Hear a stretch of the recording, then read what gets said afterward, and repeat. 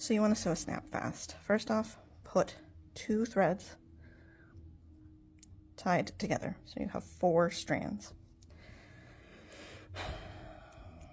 You're going to take a bite of your fabric. This is the inside. You don't want it to go through to the outside of your fabric. We're going to pretend like that's what this is. All right? You take the bite of your fabric at the center where you want the center of your snap to be. You come out through one of the holes. I always do, if it's multiple layers, at least 1 prick stitch all the way through, keeping it as small as possible. I obviously am using red here so you can see it, but if this was a real item, it would be nearly invisible.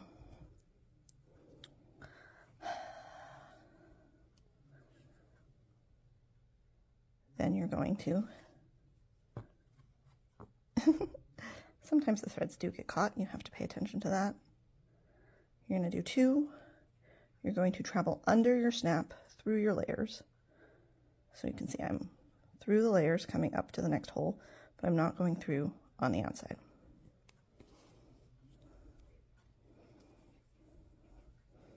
Again, if you can, either carefully prick stitch all the way through or do a bite. I can, at this point in my life, do a small bite where it gets all of the layers but barely shows. Make sure your threads are tight. Do another small stitch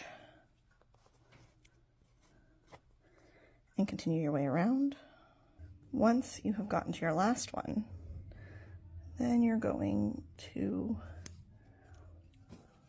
tie off by stitching through. My fabric's getting caught. You're going to tie off by stitching through, going through the knot, making 1 knot, getting that nice and tight down there, and then stitch through again, tie that off, all right? And then finally, you're not cutting this thread here. You are going to